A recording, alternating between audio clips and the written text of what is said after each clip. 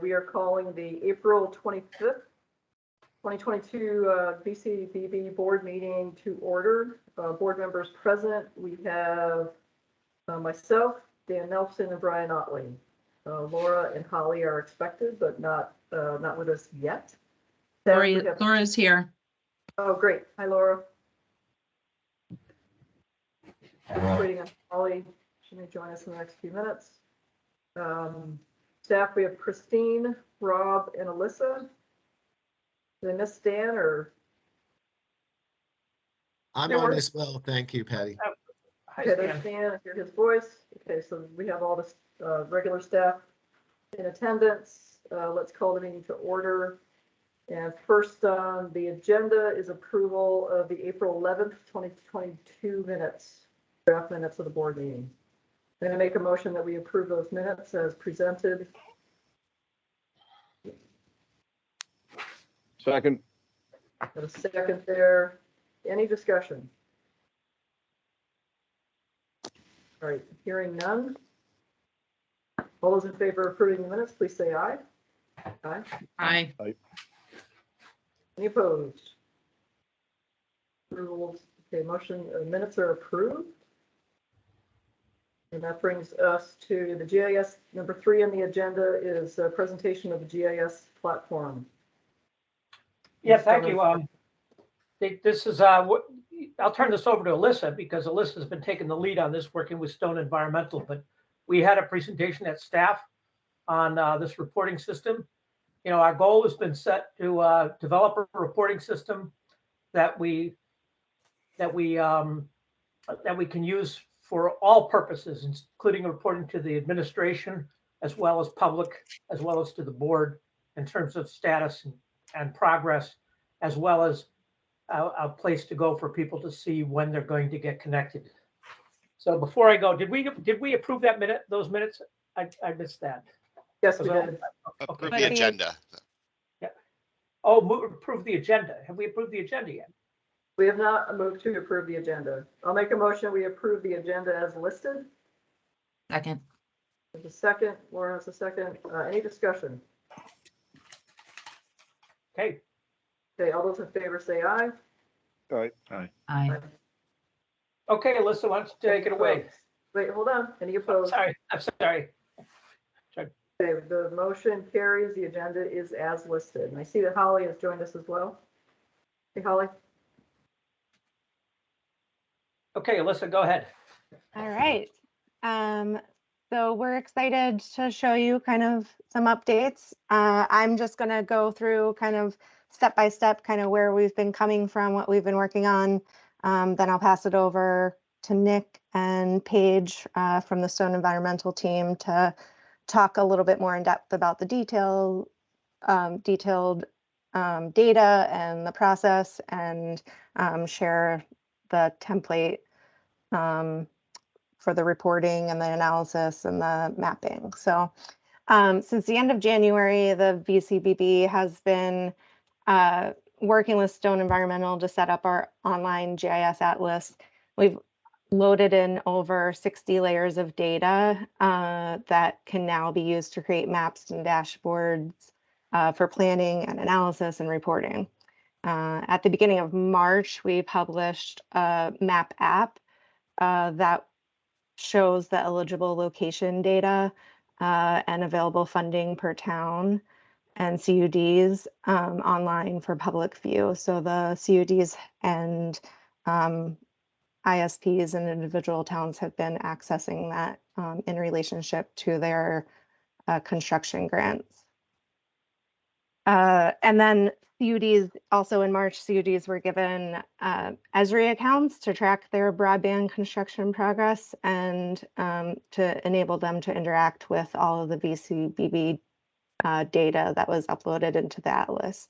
So we're still kind of working on all of that, the details of that process and that relationship, and providing assistance to the CUDs to make that as efficient as possible.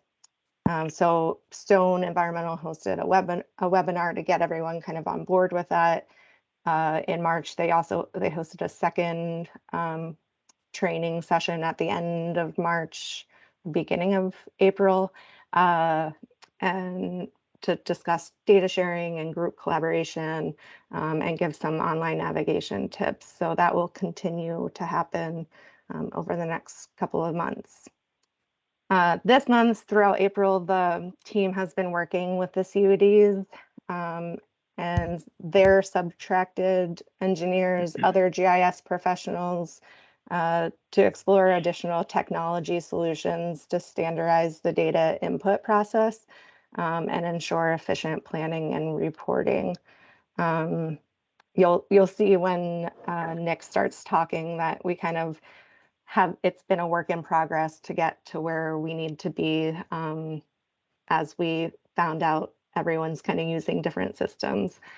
And also, since the state of Vermont does not yet have set GIS data standards for broadband, so the team has also been working to establish those more clear definitions of the data that the VCBB expects CUDs to share.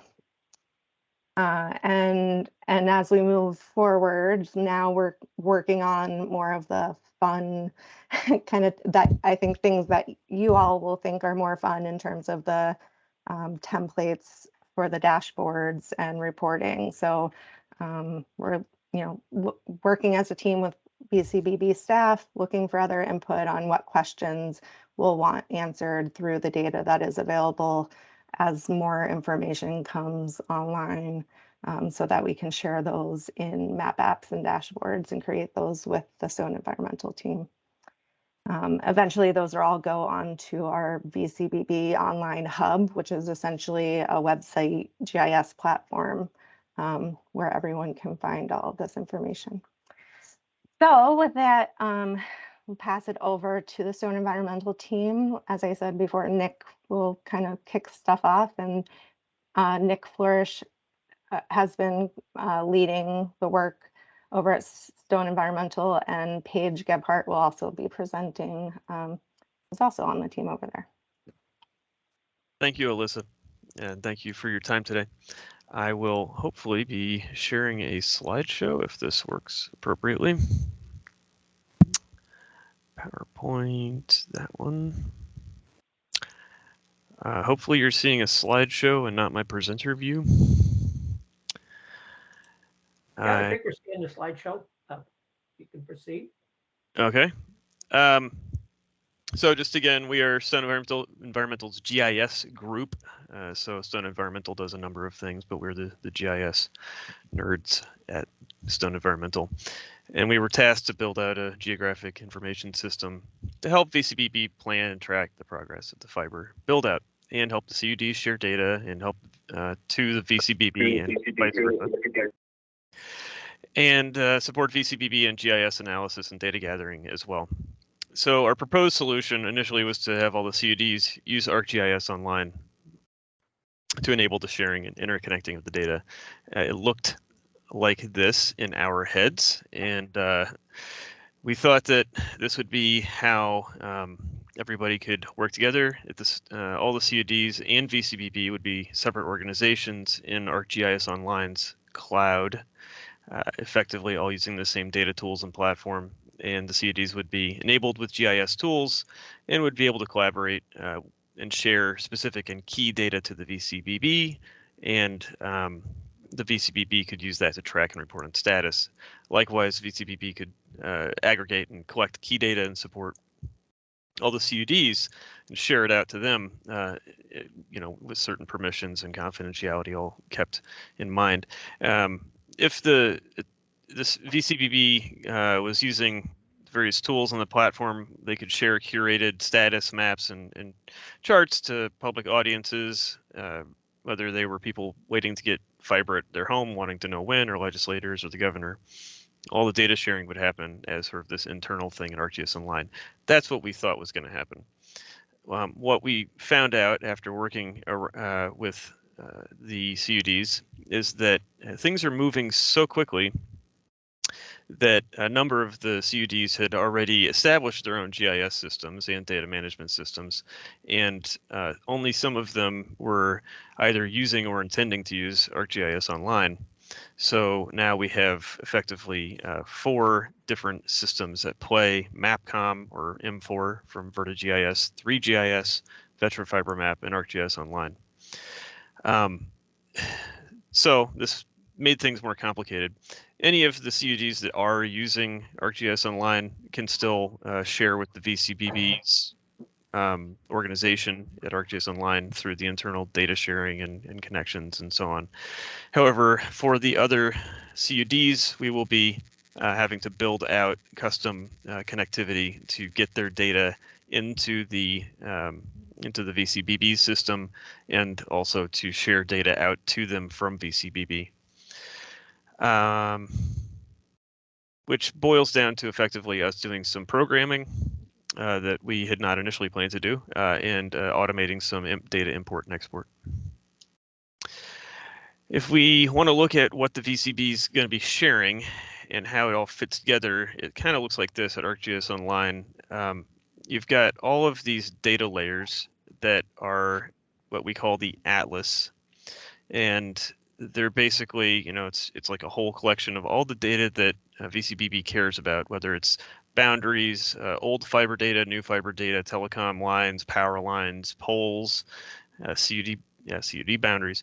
All of that stuff is in the VCBB atlas of data, and they're all exposed through ArcGIS Hub as an open data portal or site, so that you can transparently share this stuff with the public, at least within confidentiality and permissions in mind. Not everything can be shared, but all of the stuff that should be public is public and can be public. The VCBB Hub website is also, it's a website for embedding maps and applications and dashboards and surveys and other tools that are created based on or interacting with the data that you have in ArcGIS Online. We can see at the bottom of this image that we're expecting to bring in CUD data from other ArcGIS Online organizations as part of the atlas, and the green arrow is now saying that we're going to be using data from outside ArcGIS as well, coming in through the custom import-export processes. And what the purpose is of all these things: ArcGIS Online's Hub, again, it's a website and it's an open data sharing tool. Web applications are being used to share maps of the data, but more importantly, not just a map, but as a map with focused purpose and tooling around it. So it might be that the map has some built-in filters or queries that would not be part of just a standard web map. And you'll see more about that when Paige shows her work. The dashboards are beginning mostly to be used to view and track progress, whether that's internally at VCBB, different dashboards for different purposes, or whether it's a dashboard that's for the public to see, a dashboard maybe just for the legislators or governor. And then story maps can be used both for reporting and outreach purposes. This is going to talk just a little bit about the challenges we've had with the data, because each of the CUDs has already established their own system. They've also started naming and calling things however they wanted to and made sense to them, which is part of why we needed to build our own data import and export process.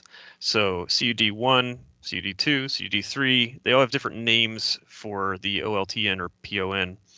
And it's in terms of a table or a spreadsheet in their system, they have it named differently. They have different names for how they are calling the sequence of the build out. Maybe they're calling it planned to build and they're storing it as a date, or they're calling it phase in them and they're storing it just as a number, or they're calling it phase and it's a string, or like phase A, phase B. So we're finding that there's a lot of variety in this stuff, and we need to effectively build a custom system to map each of the CUD's ways of talking about this data into the internal data structure that we're defining for the VCBB. Instead of waiting for them all, if we had to wait for them all to come to some place where all the data was normalized, then we wouldn't be able to start building maps or applications or dashboards, because we wouldn't know what to call the data, and the way that the system works, we would be stuck. waiting on them. So we decided that we had to define our own data standards for that purpose, as well as to inform the CUDs that haven't started working on data standards on what would work best for us at the VCBB. This is kind of the process we've gone through. We started with just a Word document listing out what data sets we knew we needed and what kinds of information we needed in each of those. We've transformed it into a spreadsheet with a lot more detail. We've already delivered 2 trainings to the CUDs, and up next is delivering this sort of finalized or first version of the data standard that we're preparing, as well as recordings of those trainings to the CUDs to get them set up and running. So I'm going to now turn it over to Paige and let her talk a bit about the platform. It's very flexible, and building dashboards and web applications on ArcGIS is very easy. We thought the easiest way to jumpstart the next steps of creating tools and dashboards would be to dive in with some straw person examples, an Atlas web application or a tracking dashboard that we can use to iterate on and build out whatever we need to build out next. So I think with that, I can turn it over to Paige. There we go. Great, thanks, Nick. Is my screen showing? Yes. Okay, excellent. All right, so I created a web app and a dashboard to start with to show some functionality of these ArcGIS Online apps. So the first one I'll show is the web app, which is using the Atlas map. So there's a lot of data. So showing so much data in an app, we have flexibility with how we do that. So this is just an example, and we are open to feedback. So we have this little splash screen. I'll click OK to get through it. First thing you see in here is the legend over on the left, showing you what's showing currently in the map. And then on the right is my rather messy layer list. So for right now, I can make these smaller so you can see. In each of these groups are layers that are grouped together. So I'll just turn on 2019 data because I'll be showing you something in a minute. So you can turn layers on and off. As you zoom in and out, layers turn on and off, or their visibility. Some other tools that are currently in this app, I have like an info widget to, if a user is using this and doesn't know what something is, they could refer to this, if it will load, to see some instructions on how to use the map. I also have the base map gallery if a user wants to change maybe to imagery or to the topographic map. There's measure in case that's useful at all. You can measure length or a polygon. And then up in the upper right, there's the layer list that's already open. I have a swipe tool, which right now you can swipe between the 2021 and 2019 broadband data. So if I zoom in, again, lots of data in the map, and you can turn layers on and off to view more specifically what you want to see. Load up. Just for this demonstration, like I said, this is showing, you can see over on the side, the 2021 and 2019 data. So as I use this little swipe tool, I can compare, maybe looking at a single point, what the status was in 2019 versus in 2021. There is also a filter widget. So you can filter based on maybe some preset things that we know users are going to be interested in. So for example, for 2021 broadband status, I've got a filter for what the status is. So if I just want to see, say, 25.3 served, it should just show those theoretically. So that's a way to filter what's in the map so you're not looking at everything all at once. You can just see the things you're interested in. Also, there is an attribute table at the bottom if you want to view the data in a more tabular format. And down here too, I know Rob had mentioned it could be nice to export like lat longs.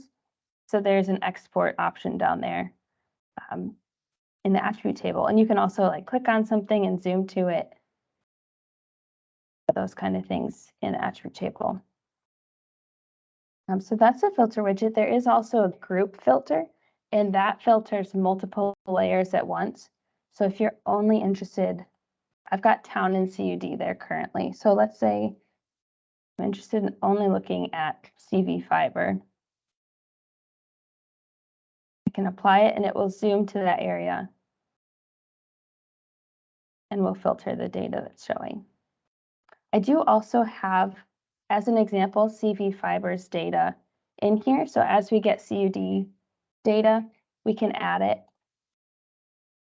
So then I have it turned off right now for simplicity, but you can turn it on and compare what the CUDs have sent in and the different data that we have. Lastly, I've got a query filter or query widget in here as well. This, I haven't really configured it exactly yet, but just to show that it's available, this one has a spatial filter. So if I say like anything that intersects maybe the fiber routes in 2019, I can set up the query to do that, and it will export a result layer that I can use for whatever I want. So that is the app. Nick, should we do questions on the app first and then the dashboard? Or just show the I think we dashboard? should just go through the dashboard and then do questions at the end. Okay, that sounds good. So now I'll swap over to the little dashboard that I've made. So if you haven't seen a dashboard before, it's more that you can have a map element as well, but it also includes charts and graphs and like big numbers that you might want to highlight. So that's what we're doing here. On the left are lists of the CUDs and towns that you can filter by. So I'll go, say I want to look at DV fiber. You can also select multiple. Same goes with the towns as well. So it zooms the map in. Zoom in further, you can start to see these are the statuses of broadband at address points in the area. I have it clustered right now just to show so much data so far zoomed out. But as you get closer, they'll actually look like the address points. So right now they're kind of clustered together, taking an average of the whole area. But as you can see, these charts are changing. So the top one is the percent of addresses that are served in the area that's showing. And then the second one is the status totals per CUD. So you can see that statewide, or you can zoom into certain areas. And then over on the right, I've just got some general numbers of the total served in Vermont and then the total underserved. And we're hoping to also include served this month. We just don't have that configured yet. Yeah, that's pretty much how the app and the dashboard work. Does anyone have any questions? Or Nick, have I forgotten anything? No, I think that's good at the serve this month thing in terms it's not just a configuration issue. It's really about making sure that the data can get to us. So that's part of what all of the data transfer talk has been about. How do we get the information from the CUDs? And so we're hoping that once we've got the data flows established, then we can have something like serve this month that's being updated and showing you the important information you need. So I think, yeah, that's pretty good. I'll finish off with just a little bit of, like I've got like one or two more slides that I will show, and then it'll be good. Nick, I see that Holly's got a question. Yep. Oh. I'd be happy to wait till Nick's done. Go right ahead, Nick. Okay, this will be quick, I think, and then we'll be ready for thank you. So now that we've started building some of these apps with the intention that they are straw person apps meant to be torn apart or iterated upon, we've started. There's a spreadsheet. This is just a snapshot, a smaller chunk of the spreadsheet that we're using to track ideas for what things need to be turned into dashboards or applications or stories, along with more definition around them. So this is, this is kind of part of the next phase of development, along with building out the data connections between the VCBB and the CUDs that are not using ArcGIS Online specifically, as well as making sure the ones that are using it are trained appropriately and sharing data appropriately. And I think that's it. So then we can have questions. All right, let's open it up to questions. Holly, you want to lead off? Yeah, and I'd be happy to share my camera, but it won't let me. So I'm not trying to be incognito. I just am. So here's my question. I have two questions actually. One, you talked about the fact that CUDs have their own systems, and so you've done this workaround. And hats off to everyone who's been working on this project, because it makes my head hurt just to think of the complexity. Holy mackerel! So yay you. Having said that, do you have any sense for what the additional cost is, or the potential lack of reliability of data that comes from having multiple sources overlaid into this integrated system?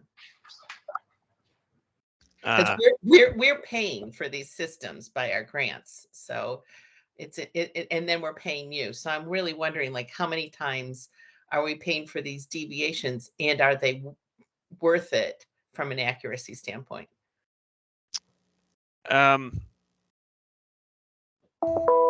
This is definitely something that we've been hemming and hawing over, because it is a real potential issue. In theory, if the data automations are set up correctly in the cases for the systems that don't have a programmatic interface, an API, then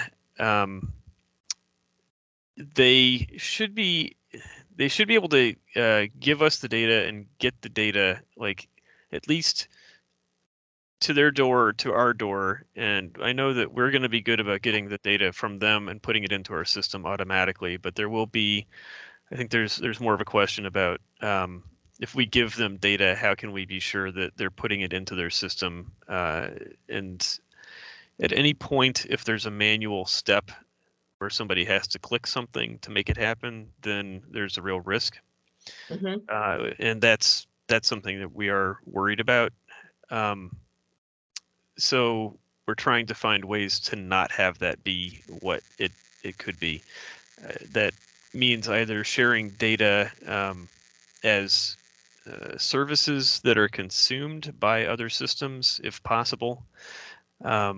For public data, that's fine in many cases.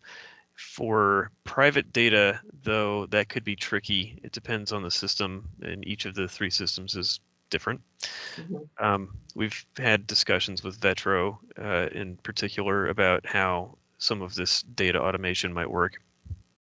And for private data sharing, it gets to be kind of sticky.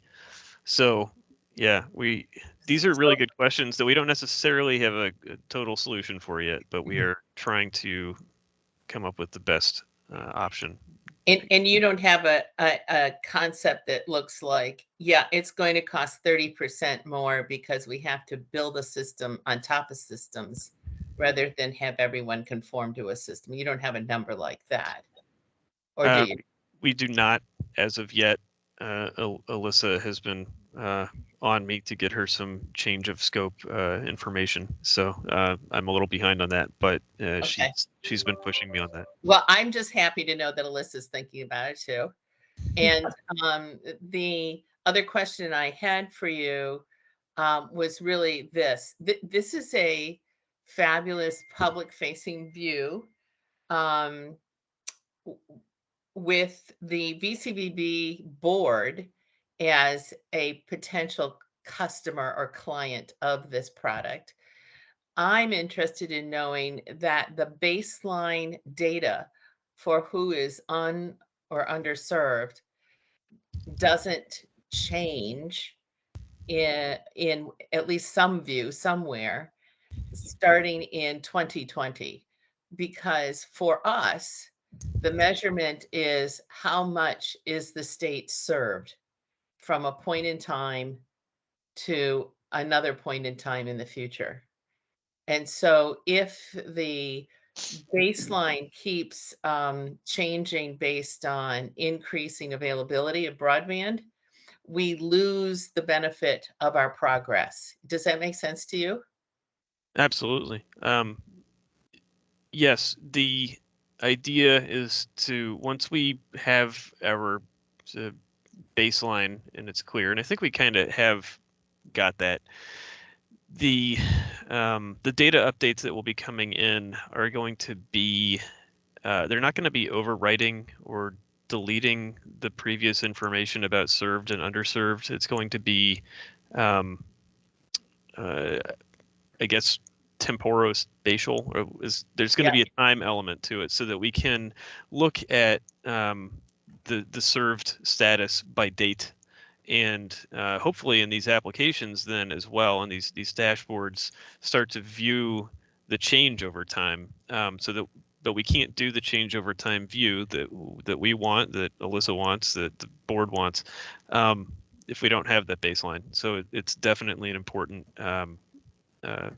place that, yeah, it's definitely something on our minds to keep available.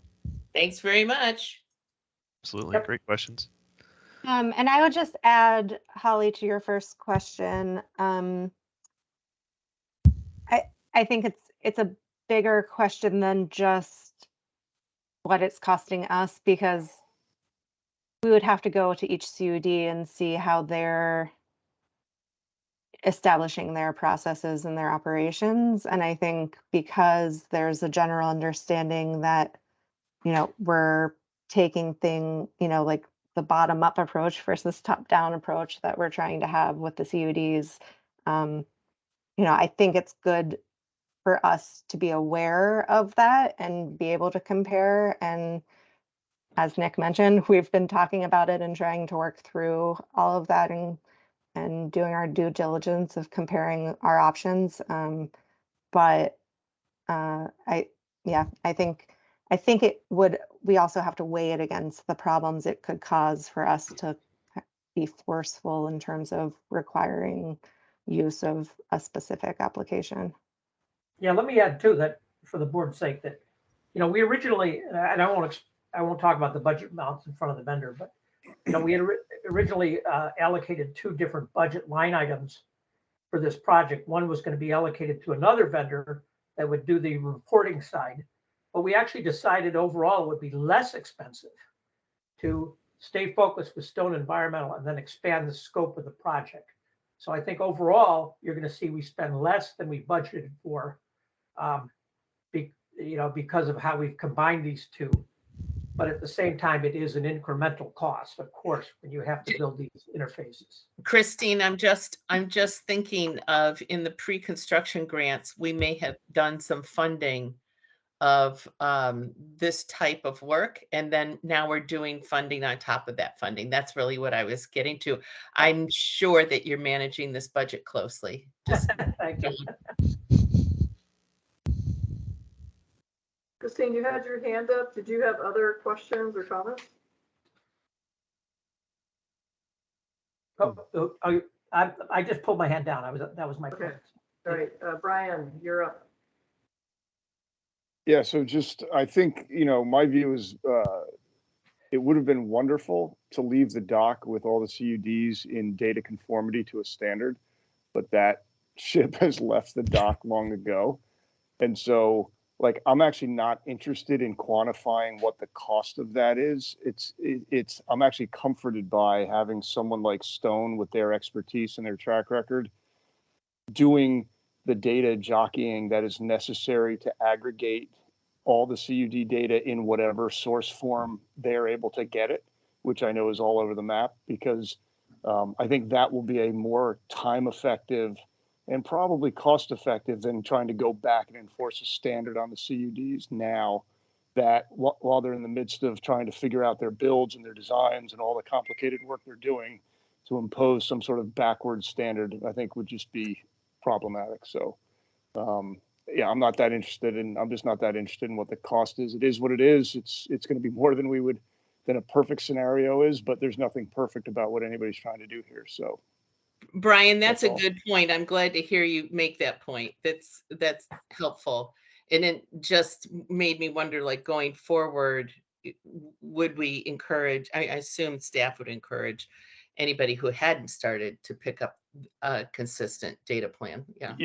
Yeah, that makes perfect sense, Holly. Absolutely. And I would hope like VCUDA would also be spreading those messages far and wide as well, that anyone who is yet to make some of these decisions, please, please, please consult with Stone as you take the first steps to make sure that your first steps are in compliance with how they would like to see the data structured and transferred. Can I just add one thing there? We also, Stone and myself, and the rest of our consultants have all been in contact with one another, as well as with the consultants that the CUDs are using. So I think that is going to also help us get to a point of at least where, I mean, it's going to take a lot of effort on behalf of Stone to get there. But I think that's going to help just with the translation and making sure things are as effective and efficient as possible. Yeah, the only thing I would ask of the Stone folks is if they see anything in their work with the CUDs that is like catastrophically problematic for the long term. I think you guys totally get the long-term vision we have and the types of data and analytics we'll want to be able to produce. If you see anything in any of the CUD's decision making that is like catastrophically against or opposed to where we want to go, please, please, please raise a red flag right away. But if it's data manipulation and there are ways to do mappings and translations and all that difficult work, as long as it's not presenting a concrete roadblock to the future, then that just makes the service you guys deliver that much more valuable. We will definitely be keeping that in mind and keeping Alyssa apprised of any findings that we come up with as we're doing it. It's a very collaborative process as well. So I'll be surprised if we're the only ones to notice a red flag as soon as a red flag pops up. But yeah, absolutely. Yep, good point. Yep. And we have established an email address specifically for this that we're sharing with VCUDA to ask for support. They can, anybody in the CUDs could email that for Stone's got multiple people listening to that email in case of a need of support at any point. Okay, Dan Nelson, you're up. I think Brian covered a lot of it, but I'll just sort of looking to emphasize going forward, there's the analytical capabilities that are waiting to be had. So as people sign up, take rates, penetration, all of that going forward, it's not too late to set those standards. I hope that this is something that persists for a very, very long time, and that this doesn't dry up or somehow get absorbed into another less collaborative environment. So to the extent that you can help drive those standards on the forward looking and then just keep translating on the backward looking and making sure that it continues to translate and it's hardwired so the data flows, that would be great. Looks like you're off to a great start, and I'm excited to see more of the product as customers sign up. We can see where we've got the right coverage. We can look at take rates, and maybe at one point we can look at construction costs as associated with areas of the state. Thank you, Dan. I think that's when you look at accountability and our our accountability to the taxpayer, the public work. This is where rubber meets the road, right, in our reporting. So I think we're all very open to whatever the board or others think that we should be reporting. If it can be, that this is a time to put it in there. At the end of the day, we want people to say, to go to this site and be able to answer their questions. Can I just ask you on that point, Christine? And I apologize if it was embedded in the conversation that was already had and I just lost it. But the Department of Public Service data is integrated into this platform, right? Yes, we still have a little bit of work to do it because I think we have to remove the wireless locations, but the baseline data, that gets to your earlier question. And if you saw that swipe tool, that's the whole idea of the swipe tool. You've got a baseline data where people can see where we started, swipe across, see where we are, and then we'll have adjustable timetables for that. So that, again, to me, appears to be like the easiest way to see how we're doing. But hear your point well, that baseline data starts with the DPS data. Yeah. I think you guys should get a Nobel Prize for this thing. If this works, I expect to see you presenting at the FCC. If this works. Yeah, exactly. No, when it works, right? When it No, works. when it works. It will. Yeah, Nick and Paige, I just wanted to compliment both of you. I really appreciate the graphics and you taking the lead in putting forward what your concepts are in visuals that would interest us. What you showed us hit the nail on the head. And I was so pleased to see the CV map, transplanted onto the state map. It's like, okay, I've been looking for that map specifically, so it's great to see that. Is there a way that we as board members can poke around and look at a draft, or is that not yet visible, accessible? Yeah, so we do have some extra ArcGIS viewer accounts. Again, it's just another login that we have to figure out how to put into process. But if you're interested, happy to start moving towards that path. Okay. My reason for bringing this up is if there was something that, one of us, was thinking would be there and it's not there, I assume the suggestion of having something present on that website is better for you to know now than later on. Just trying to build it backwards is very difficult in any database setup. The real short cursory review I saw looks fantastic. As everybody said, huge thumbs up. But I think it would be helpful if there's a way for us to get access, whether it's, Alyssa, that through, one account that all of us can access. However we can do that. The other question I had is, are there infrastructure or the electric lines, for example, somehow woven in there? Can you see the overlay between the fiber projects and the electric infrastructure? Yes. Okay. The electric data that we have available is in there as well. And are all the let's say like the consolidated and the competitive environment out there, is that listed as well? I'll let Alyssa answer that one. So as we're acquiring confidential data, we're working through the NDA process that we're going to need to do for some of that. So the atlas, the actual atlas, if you think of it as like a catalog of data online, is private and has all of that confidential information. And we're working through permissions of who can see what, when, and how, if that makes sense. Yeah, and for the most part, So other than consolidated, for example, the cable systems are there, the retail fiber systems are there. We don't necessarily have what we're talking about in terms of NDAs is we really want, and we found that the telecom providers have been very cooperative in sharing their construction plans, but they just don't want to make those public. Okay. Should also be clear that we do not have any NDAs at the moment. We're still talking to acquire additional data, and like we're having a lot of luck getting additional data. Like we just now have the underground data for GMP, which is going to be incredibly helpful for the CUDs.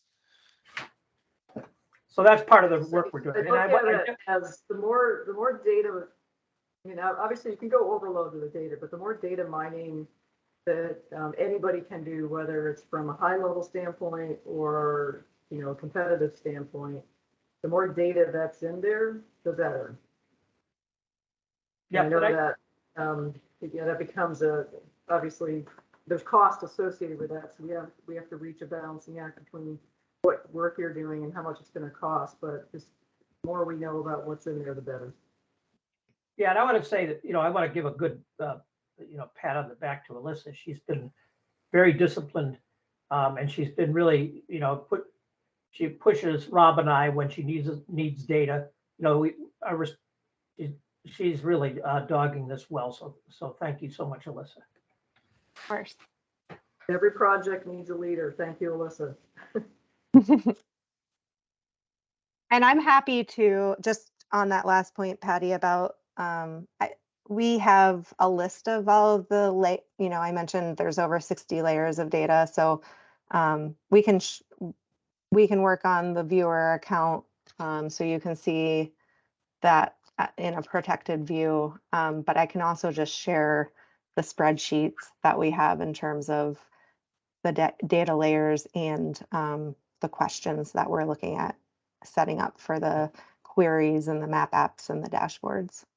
Okay. That'd be great. All right, any other questions, comments? All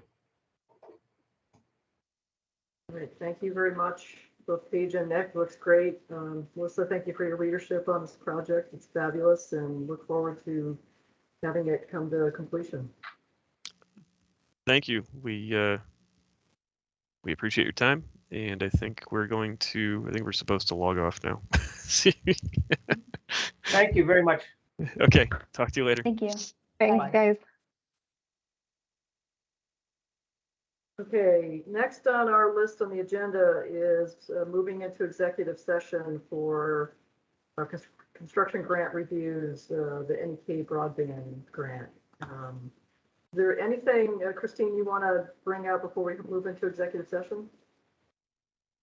No, you received the checklist. I think we, the staff, we all put together what we think is a pretty comprehensive checklist that we're using as a standard. Stan has informed us that it's very important that we use that checklist for all of our grants. So we have a standard process. I would also say, let's not move into executive session until we get into some of the confidential details.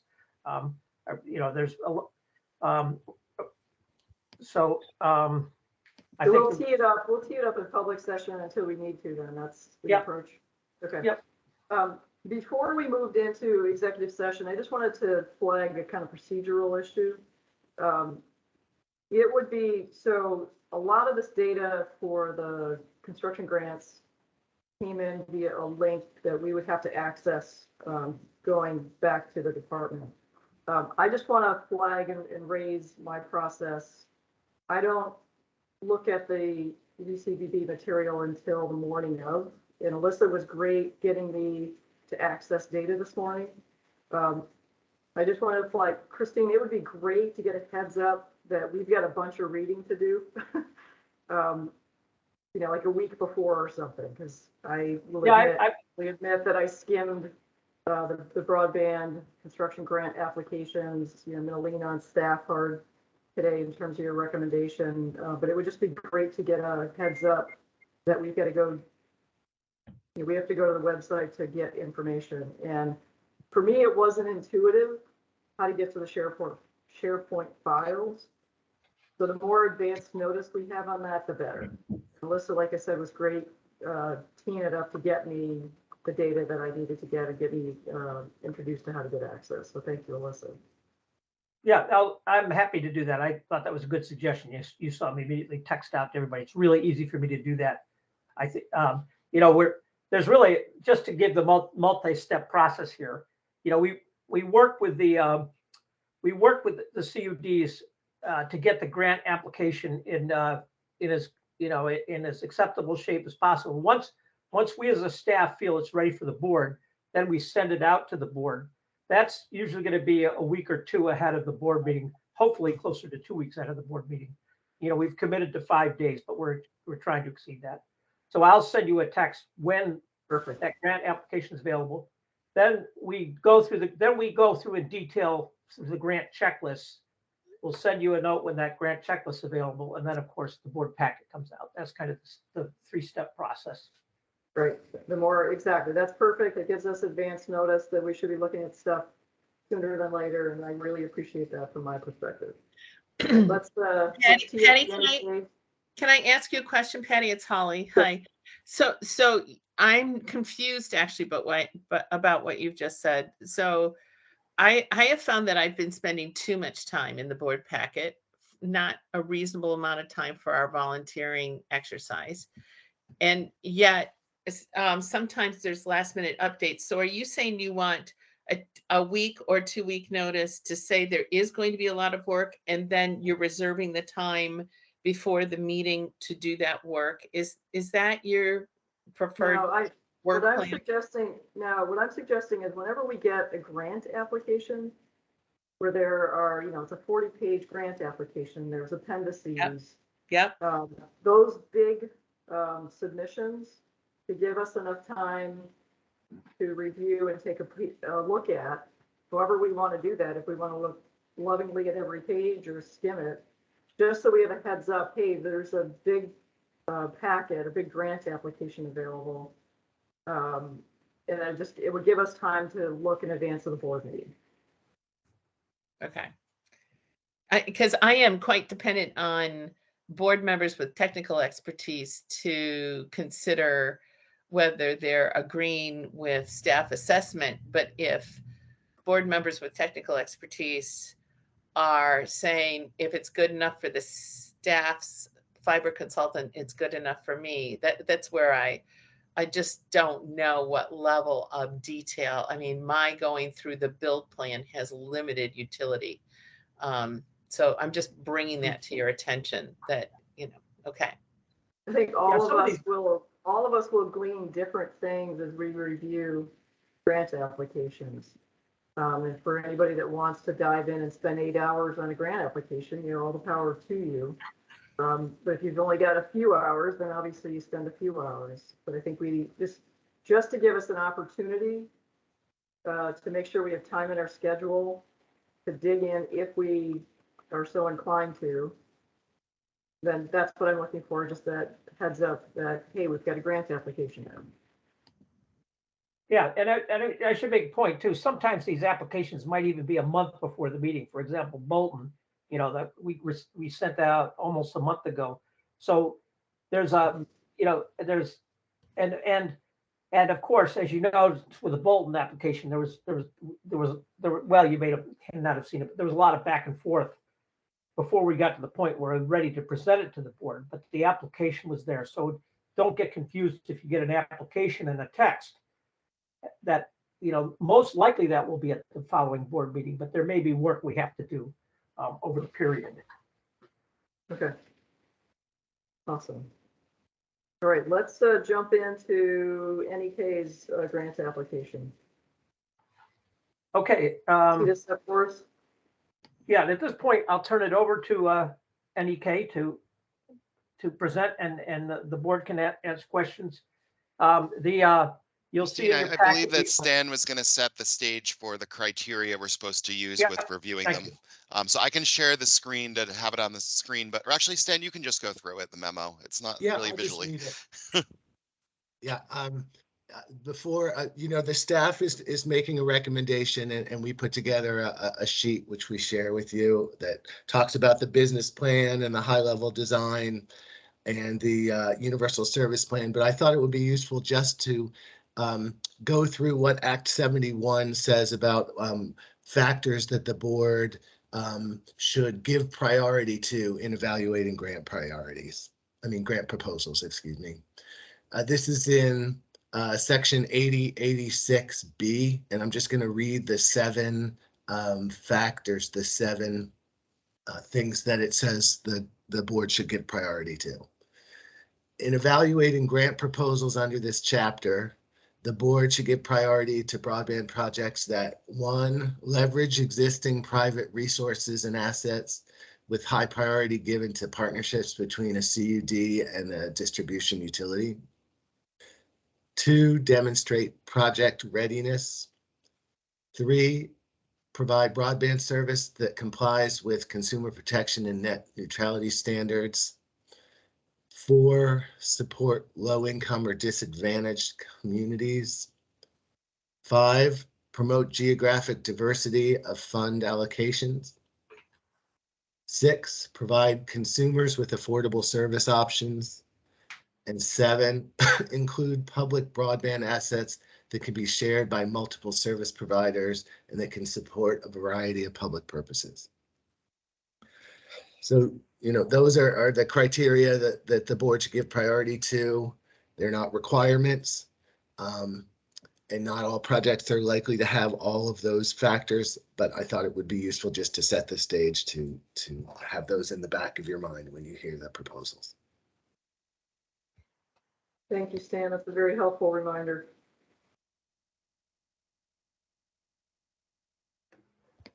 Okay, I think we're ready for to turn this over to NEK Broadband. Hello, can you hear me? Yes. Yes. Okay. All right, great. Thanks very much. I just want to say thank you for reviewing our grant application today and for the work that the board and the staff have done. It was very helpful to get some of the guidance on how to present the application. So I appreciate that. I've prepared a 15-minute presentation, which I feel I perhaps should try to shorten a little bit given the time. It is a high-level walkthrough. So I'm going to commence that now.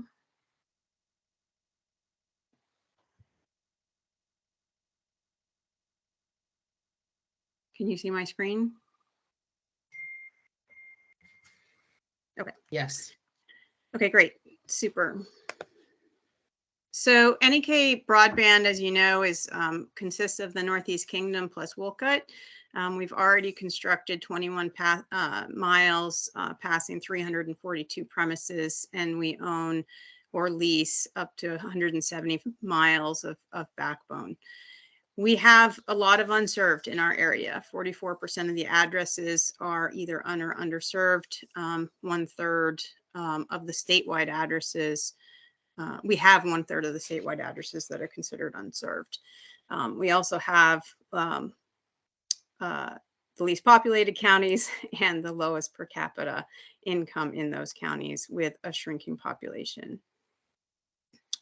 This is a map that shows our backbone, and the colored, the parts that are not light blue, that's the fiber that we now have from the State of Vermont Fiber Network. The parts that are in red, we own the sheath. The parts that are not in red but are in yellow, blue, or orange, we own all of the available strands. And I've put on here just the premises of the unserved and underserved addresses to give a sense of how, pervasive it is throughout the network, throughout the district. We have 1 full-time staff, and we have hired a community relations manager who is currently part-time and will become full-time on May 9th, and a part-time grant manager and treasurer. And this is just a sort of a snapshot of the various types of work that we do with our partners and our volunteers and our staff. The plan that you have in front of you reflects between $165 million and $185 million plan that covers between 2,500 and 2,760 in terms of miles. We've gone to a lot of effort to avoid cable areas.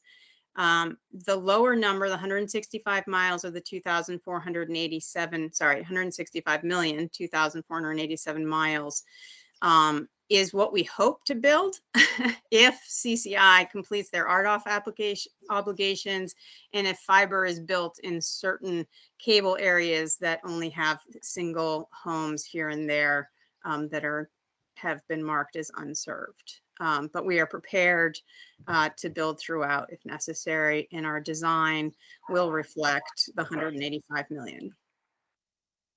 So the grant request that you have in front of you is for $16 million.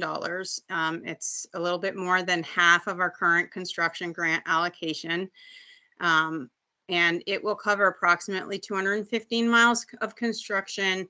77 of those are backbone, and it's about 500 miles worth of materials, although, as you know, it's about 1,000 miles worth of fiber.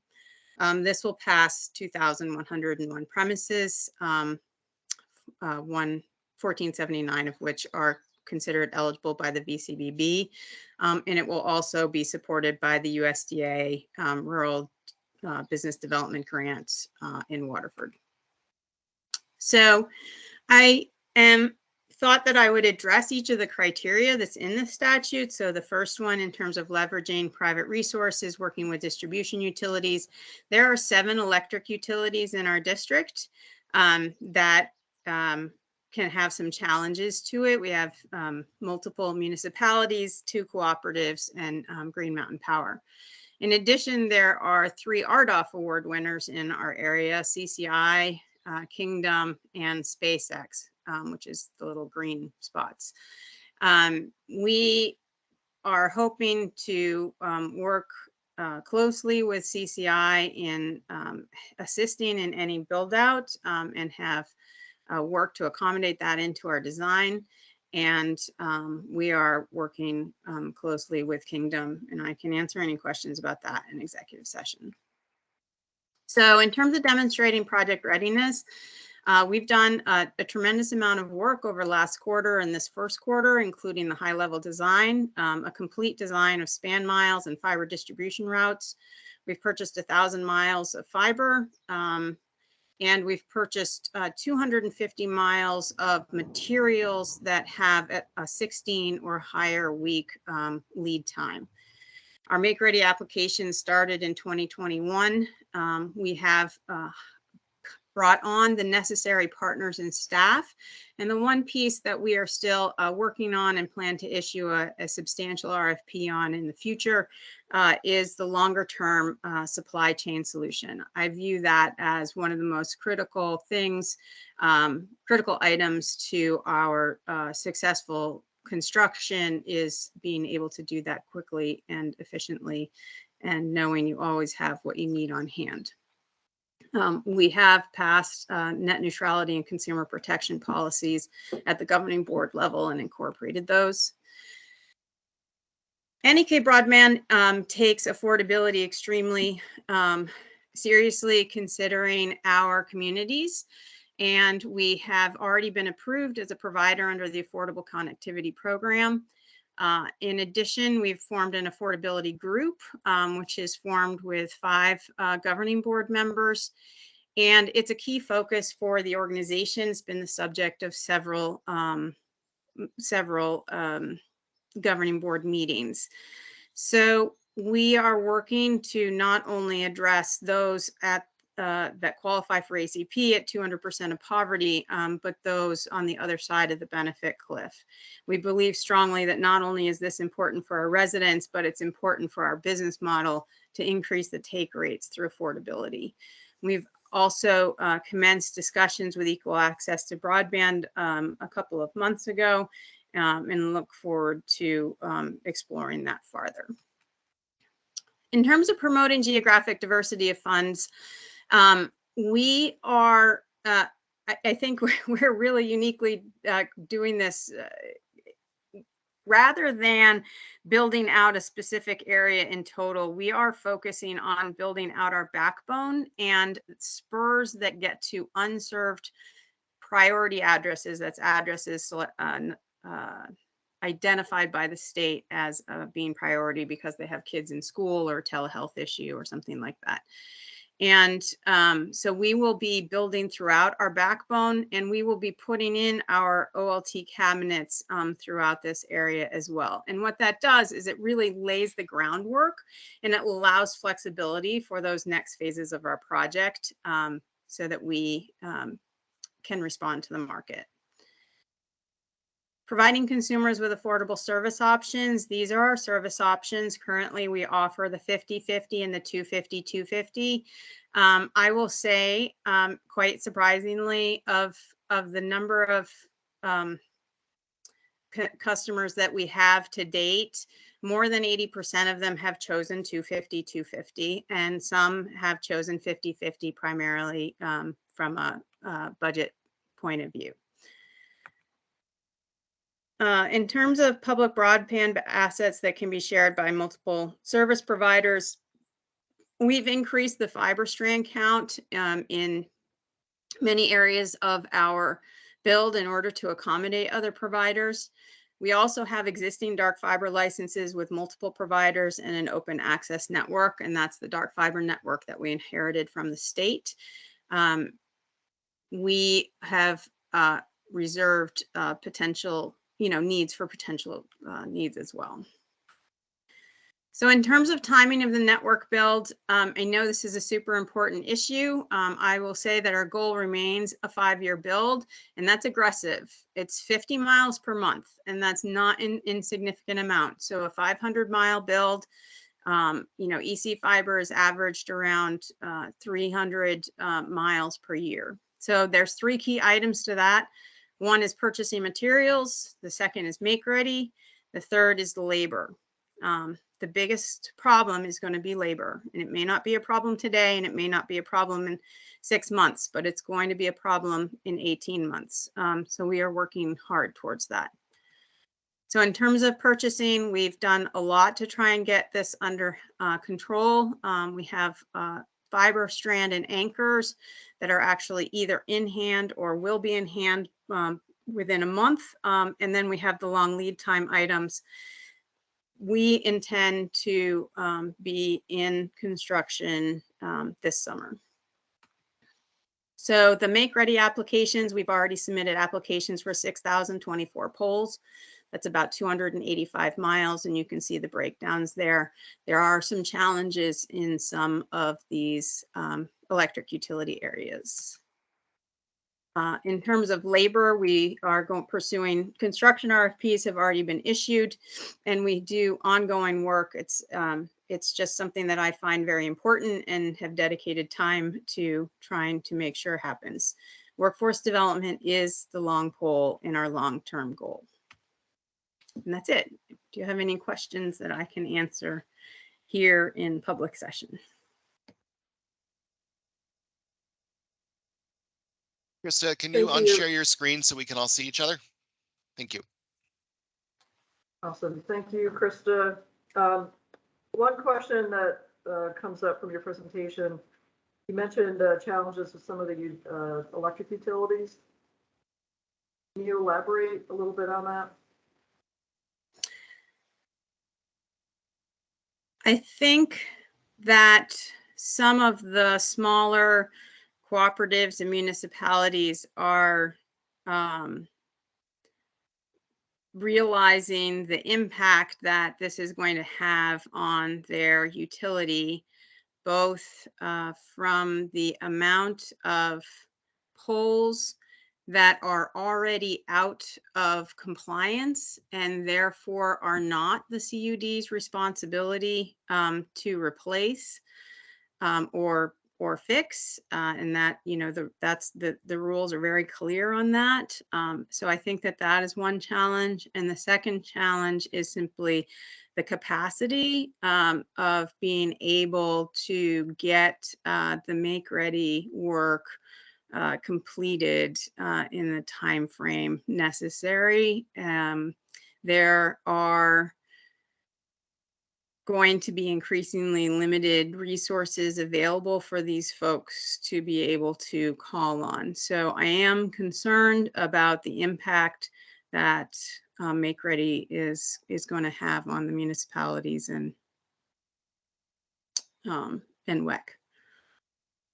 Okay. Have you actually applied then to the utilities for Make Ready? We've applied for 6,000 poles. 285 miles of Make Ready applications are in hand. We started them in December and we've been just continually going through. So there's about 1,000 poles in the Lindenville electric area. GMP is about 1,900, VEC about 2,400, and WEC is about 630. In reading your proposal, you're going to offer both 1 gigabit and 10 gigabit performance tiers? So the 1 gigabit performance tier will be available as soon as we expand out those tiers, and the 10 gigabit will be available on a negotiated basis with businesses, or I suppose individuals that are interested in that. But those tiers are both waiting until we have more redundancy in place and additional backhaul capacity back to Waitsfield. We have plenty of capacity coming out of Waitsfield. We just need to increase the transport from our OLT cabinets to our network operating centers with Waitsfield. I was just curious if that top tier, the 10 gigabyte performance tier, that added cost to the network, or is that just, you're going to do that anyway, so why not offer it? Yeah, I don't expect to create added cost to the network, and it won't be added in unless unless we have plenty of capacity to allow for it without jeopardizing the speeds of our other customers. Yeah, when we also had CTC review this plan. So we have CTC on the agenda to talk about their review. And CTC's, for those of you that may not know the company, they're very well established throughout the nation. They're an independent they provide guidance, technical financial guidance. So they do work with network engineering. They're going to be providing us our engineering oversight as well. Financial analysis, they work with rural.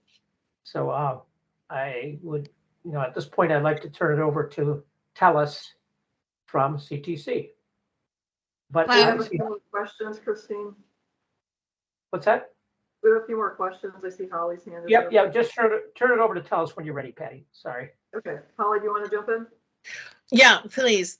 So first of all, Krista, I just want to really compliment you and NEK for being very comprehensive in your portrayal of this construction project. I think you've done an admirable job, and I know you've been supported by staff in doing so, of addressing the issues that we need to keep in mind. So thank you for that.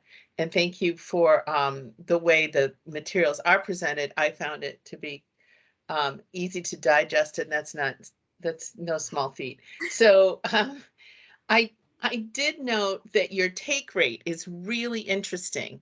And I think this goes to the commentary that was provided by separate review from CTC. Can you just highlight how you got to the take rate differential for people under $50,000 with an income under $50,000? Like how does that work? Your population income versus a $50,000 benchmark yields a different kind of take rate. So not quite. So the way that our take rate is composed is really based on the number of premises per mile. And that's based on, are the particular spans in that work packet primarily passing through cable, or are they primarily passing through unserved areas? And the way to determine that is really based on the number of premises per mile. So if there are more than 20 premises per mile, it just simply has cable. It's just a pretty good hard and fast rule that over that period, you know, there's cable in place. And so in those, we call them work packets. So there's, I've forgotten, like 54 work packets right now that we've broken it into that have that density. We've set those work packets at 15% take rate. In the areas where the take rate is less than 15 premises per mile, it's pretty much guaranteed that cable hasn't gotten there. And therefore, we've set our take rate at 45%. And people have said to us, why are you setting your take rate at 45%? I mean, you could be more aggressive and you could set it at 50% or 55%, because these people don't have service and they're going to want service. And the reason that I've been more conservative and chosen the 45% number is because one, there are a percentage of premises in the Northeast Kingdom. We have a fair amount of camps. And so there are a percentage of premises in the Northeast Kingdom that are not necessarily full-time residential or business premises. So that's one piece. And the second piece is that there are a fair number of folks that are under the $50,000 threshold. And the work that EC Fiber did, that, you know, FX has shared through Vacuda and other conversations, really showed a precipitous drop in the take rates once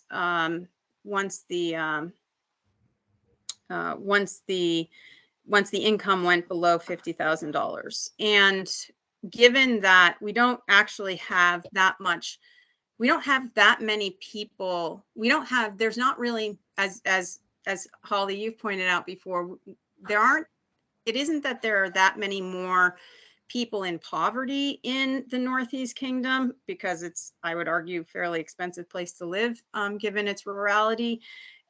But even given that, we do have, you know, 3 of the 4 lowest incomes in the state on a countywide basis, which means that there are a much higher percentage of people that are just on the other side of the cliff, which in my mind contributes to the take rate until you're successful in creating and addressing that affordability issue. And I would be happy to share some of our affordability ideas in executive session. I would just note, while I'm really thrilled about the conservative nature of the take rate estimates as it affects your business plan, I worry for you on 50 miles per, was it month? And I'm just, I don't know if that might be something that CTC wants to comment on, or it might be something we talk about in executive session, or it might be something that my utility friends can address, whether you have to be a superhuman to do that. So we have worked with multiple construction providers to make sure that that's a realistic number, and that there's the potential to address those crews. I think that the key will be keeping the make ready ahead of the construction. The second will be actually getting those construction crews. I think once we have our utilities once we have our supply chain set up, that will be less of a concern, because we will be stocking ahead of time. We have secured warehouse space to be able to do that. But I am very concerned about it, as people probably saw in the newspaper. I really do think we've got I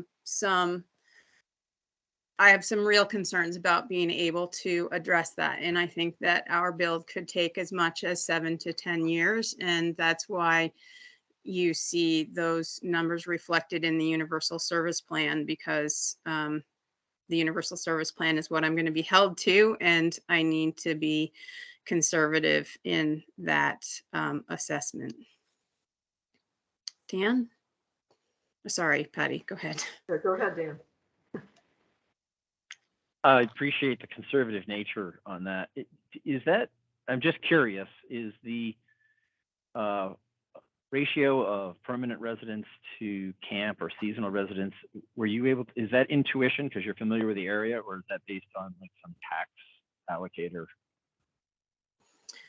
So the E911 addresses identify whether a home is, whether a premise is a camp or a single family residence or a mobile home. We consider mobile homes could either be camps or they could be single family residences. We put them in the single family residence bucket. And so I don't actually have hard statistics. I have hard statistics on it. I don't have them in my head. But it's based on the E911 premise data. Okay. Thanks. Any other questions of board members? Yeah, before we turn it over to CTC, I misspoke. Tallis not here to do a presentation, but she's here to ask any specific questions that the board may have. But CTC did provide oversight on this grant application. I did just want to add one more comment, which is that ironically, and this was of quite a surprise to me, but our business plan actually looks better when we don't go as fast. So I'm still digging into that. But I think that anyway, so it's a very interesting piece to look and see what occurs there. Now, of course, we are, we feel the pain, some of us very directly, of folks that don't have effective internet, and we are determined to be as aggressive as we can. But it does not actually damage the business plan greatly if we do find ourselves needing to stretch out. Thanks for that. Thank you very much, Krista.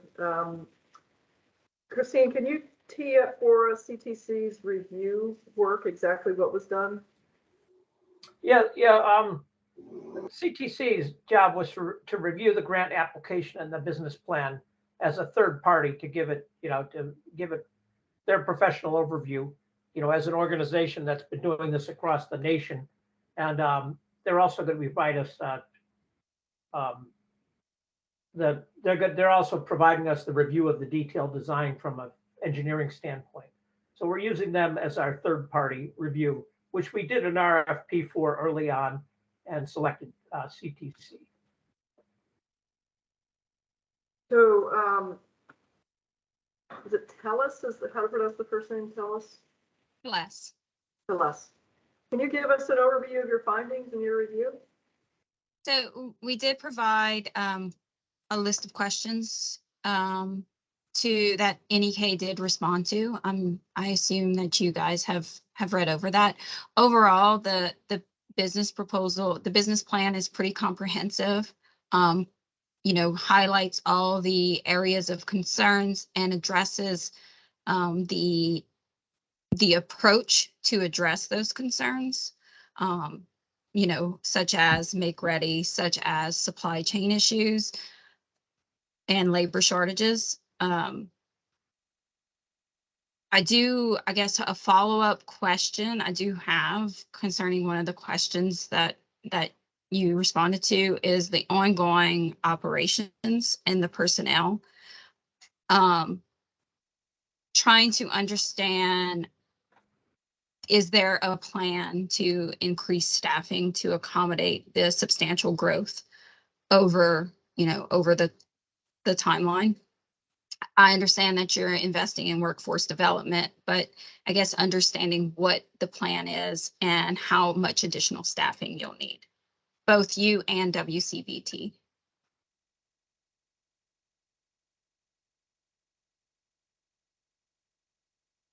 Oh, you're muted. You're muted, Krista.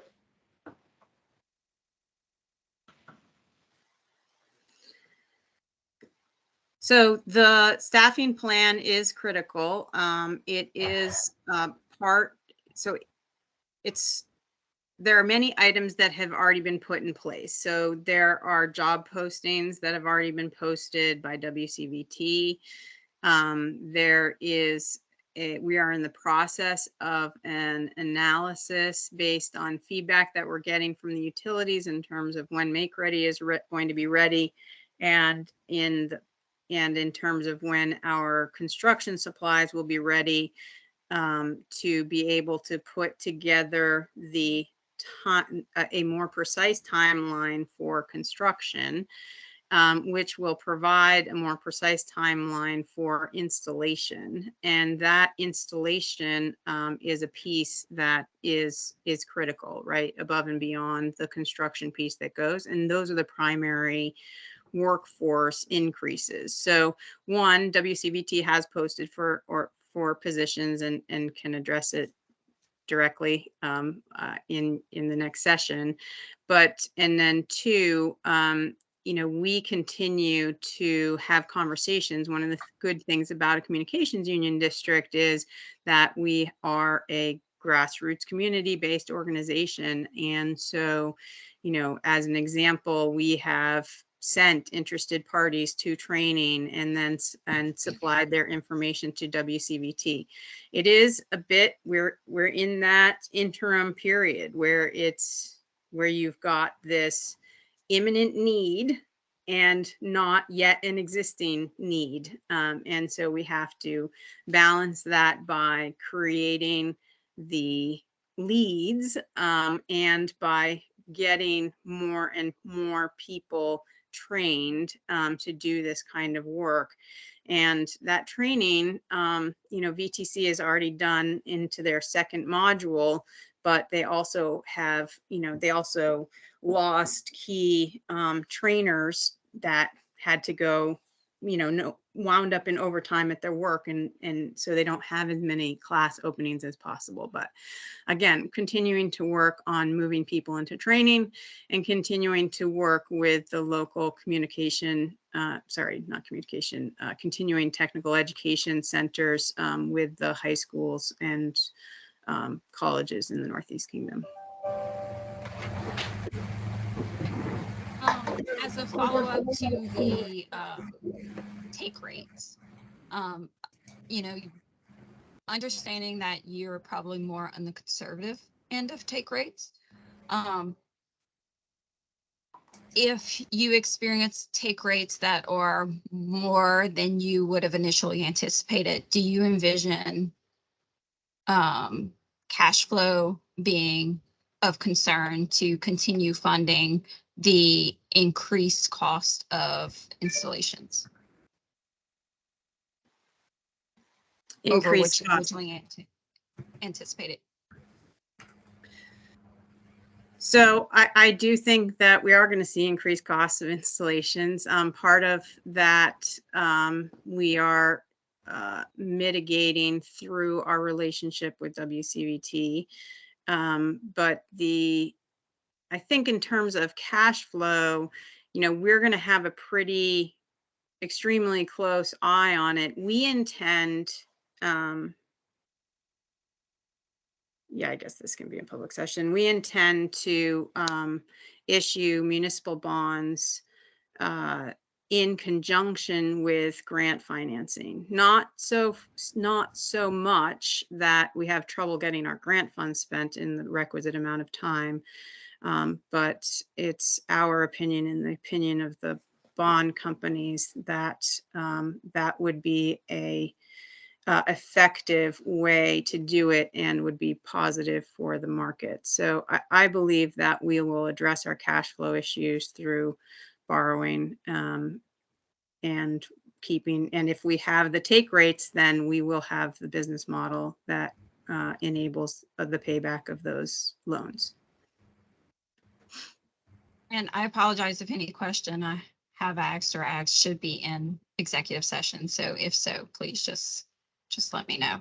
I also requested a cost of or a breakdown of the construction costs by each phase. And when the response is unclear to me as to how that is actually broken out per phase. So if either here or as a follow-up, if we can have more understanding of how those financials are rolled into this financial packet. Yeah, I can address that further in executive session and as a follow-up. I realized after this morning when I was looking at it that it doesn't precisely answer your question, but I can speak to it in executive session. And then currently Eustis, is it Eustis? Is that how you say it? EUS is providing the maintenance and operation of your fiber infrastructure, correct? They're providing the maintenance of the fiber infrastructure. Waitsfield Champlain Valley Telecom provides the operations. So we have two types of fiber infrastructure. We have the backbone that we inherited from the state, which is about 170 miles, about 75 of which we are the sheath owner on, and therefore we have a maintenance contract for those 75 miles plus the 21 miles that we built in Concord. So if anything happens, then WCVT is either notified or notifies, because they know from their operating system in the Concord area, Eustis. Sometimes Eustis notifies WCVT. It just depends on what's actually going on in the area. So from a network operations perspective, it's Waitsfield Champlain Valley Telecom. From a maintenance, emergency, and repair perspective, it's Eustis. Thank you. And so Eustis contract is expiring in 4 months, is that correct? Mm-hmm. And the plan is to issue an RFP for that? Correct. Do you anticipate, or is there an anticipation in any change in costs of that maintenance contract with a new RFP, especially as, you pointed out the labor shortages? I mean, we'll see what happens with the RFP, but I don't think so. I mean, Eustis has people in this area to do this work. They have been doing this work in this area, but there are others that have also got people in the North Country working in New Hampshire and in Vermont. So it is a competitive proposal. The only reason that we elected for a shorter term contract is because it had not gone out for RFP. It was a continuation of the state contract. And, our purchasing guidelines require that we put it out for competitive bid if it's over $10,000, which it is. And so that's why we'll be going with it. I mean, we're certainly happy with Eustis's work, but feel that we have an obligation. But we wanted to make sure that we had a network plan that we could provide inside of our RFP, so that we could get a bid on the network that we anticipated that would be built in the coming year after issuing the RFP. Or years. So that's currently all the follow-up questions I have. I did have a couple that I have sent Krista before the meeting, and I believe they have to be discussed in executive, or one of them has to be discussed in executive session. If we want to discuss that there. Okay, thank you very much. Any other questions in public session? And I would suggest that we move into executive session to. Can we reflect, Patty, that TELUS would be invited to join us in executive session? Is that the will of staff? I believe that NEK has several individuals they would also like to be included in addition to Krista. That should be mentioned in the motion. So they're all executive committee members. If you reference NEK Broadband executive committee members and executive director, that should cover it. Okay. Yeah, as well as Steve, staff. are you ready to move into executive session? Yes. Okay. All right, I'm gonna move that, we move to executive session as premature disclosure will harm, BCBB. Is there a second? Second. Any discussion? Would you reference, Patty, that we're inviting the executive director and executive board members of NEK and Yes, thank you. With the invite to NEK executive directors, BCBB staff, and TELUS with CTC. second. Okay, all those in favor say aye. Aye. Aye. Any opposed? Aye. Yep. So let's move to executive session. Christine, are we gonna go to a different link? Yep, Rob, why don't you give the instructions on how to get to the executive session? You're gonna go to the different link, the one that says executive session, NEK broadband. Okay, And it's And the then we first will one. return here. So everybody, we have about 30 people and a few chickens on the call. So we will be back. okay. Yep, so make sure you use that first executive session link that's in your calendar.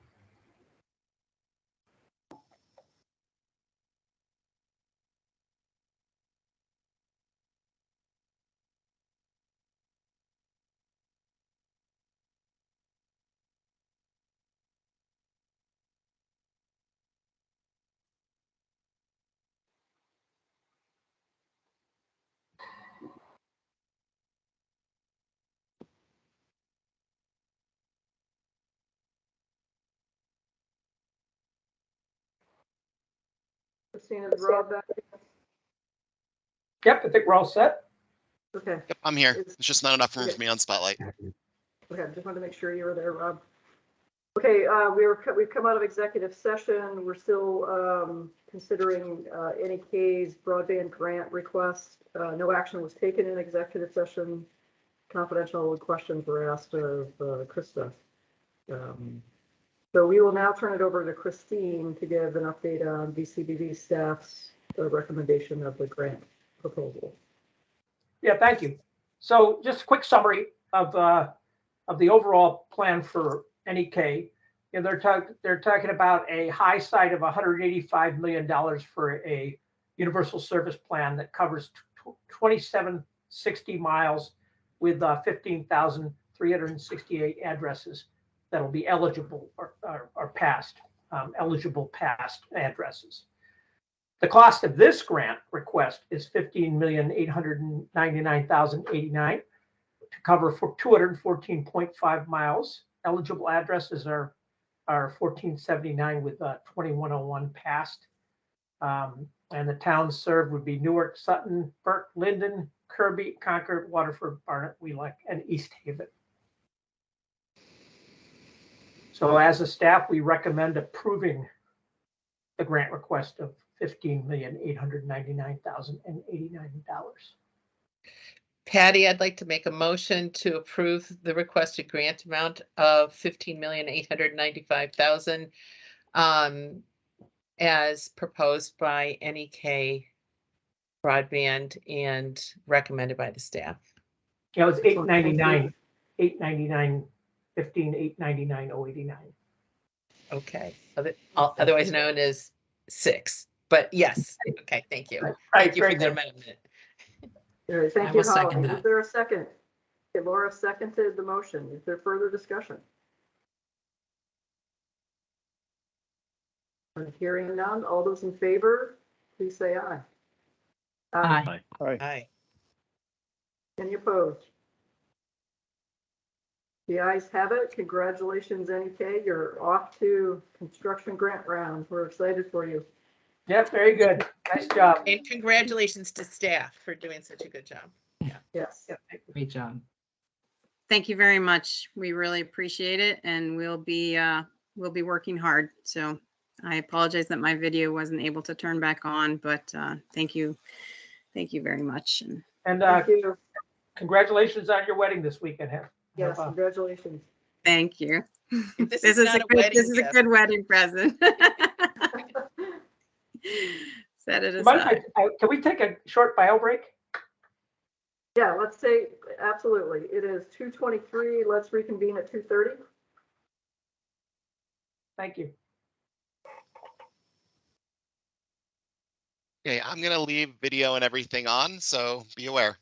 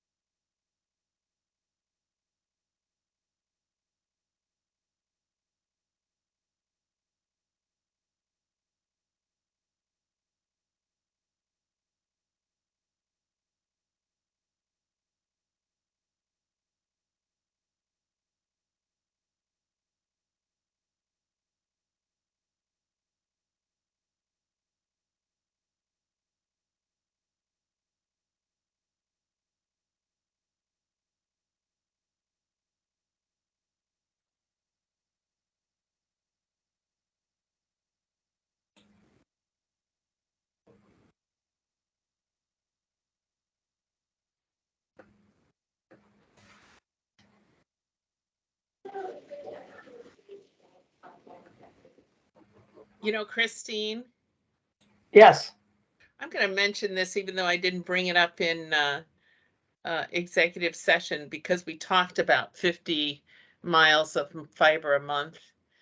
You know, it'd be nice if we wrote grant approvals in a way that didn't necessarily cause people to go into default for unexpected or reasons beyond their control. So like targets of construction maybe could be within a range or something something.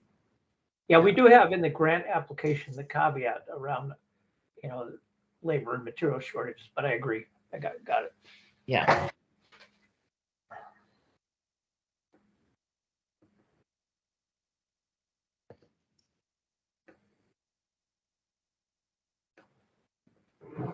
Right, looks like we're waiting on Laura. Laura, are you back?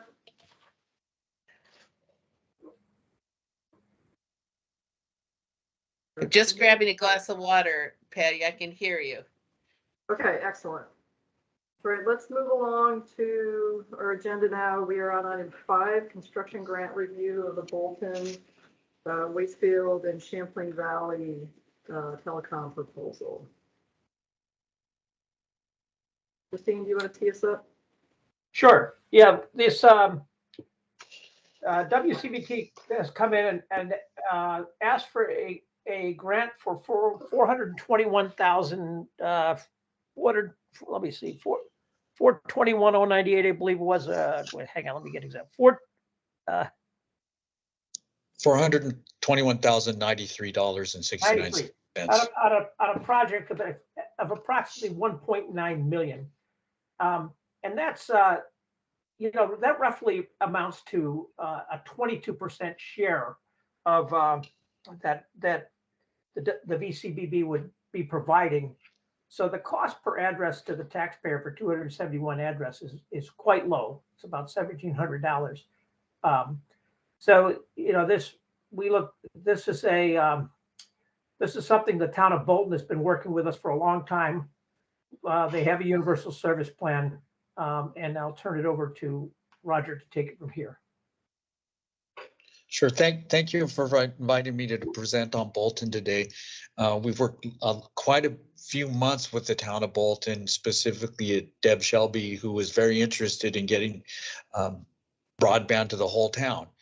And through that process, she was able to go up to the town along with us to request $200,000 of ARPA funding. And the town felt that it was important enough to get ahead of the game and to get the investment done this year that they put that money forward. So as part of the agreement with the town, we are going to finish building to each and every subscriber this year. We're doing it in 4 areas.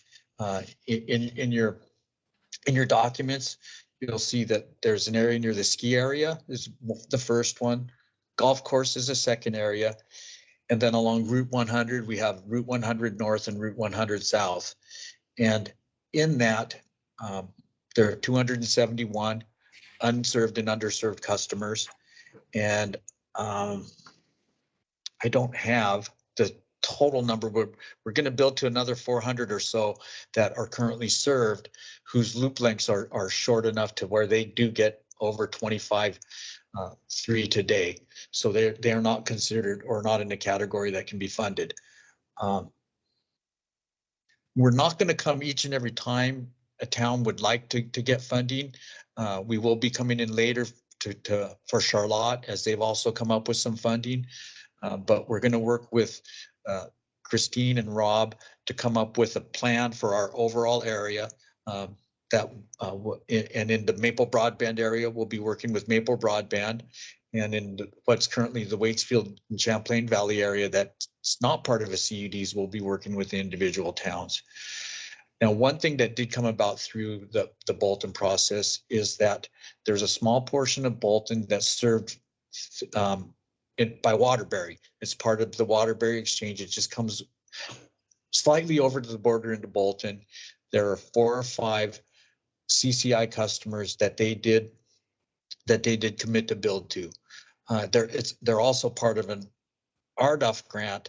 So with the RDOF grant and CCI receiving money and also committing to build to those, that did make the town's universal service plan whole. With that, I'll go ahead and stop and open it up for questions. Okay, Laura? Yeah, no question. An appreciation, Roger, for figuring out how to use the tools to get this done. Really, really, really appreciate you leading and demonstrating how to make this work. Thank you. Thank you. Well said, I Laura. will say I will add that we did delay it a week or until this board meeting because the people I work with Bolton, they really wanted more to come from the state. And I had to have meetings with them to convince them that what we were getting is fair and the right amount for this situation. Thank you. Holly? Well, Roger, I underscore Laura's appreciation. And it isn't easy to be a commercial carrier in this state, and it's really not easy to figure out these really innovative opportunities that the state puts in front of you. So thank you for being creative. I do have, though, a couple questions on your application. The staff, at least the checklist that I'm looking at, doesn't show how you addressed Act 71 criteria in terms of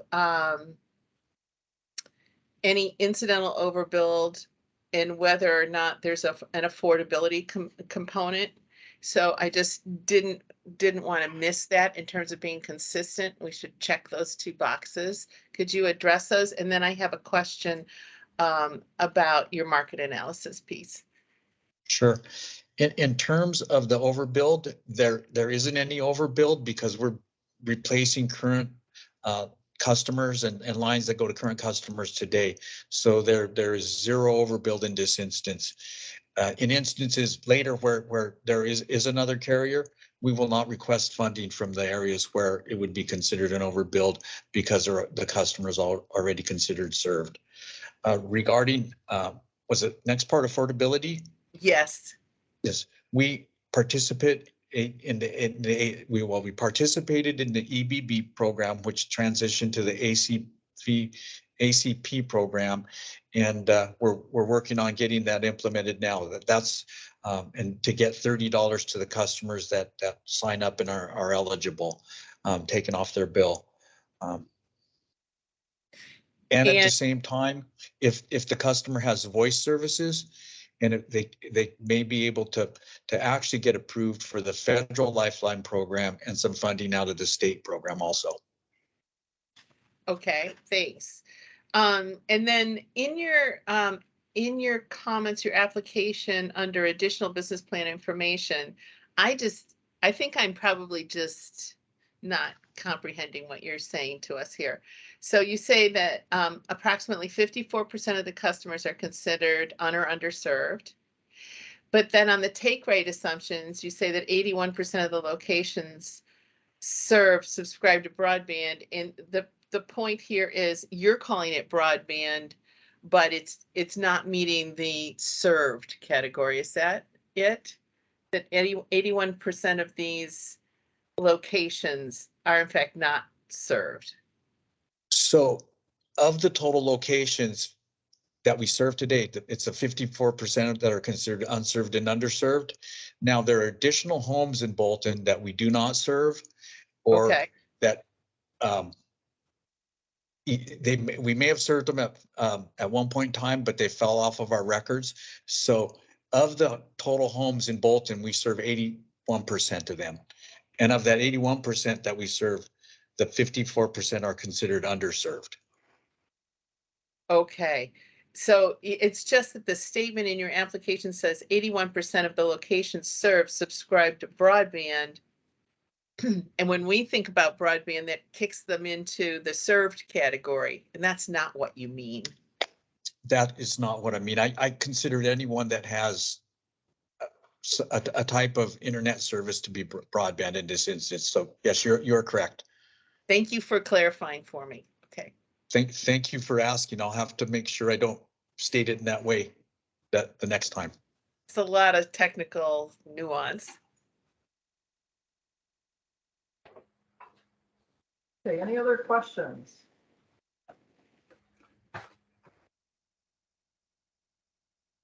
Christine, do you want to go over staff's recommendations? Yeah, the staff recommendations, just to review, you're talking about a $1.9 million plus project. The requested amount is $421,098. That will get to 271 addresses, which actually works out to about $1,551 per address.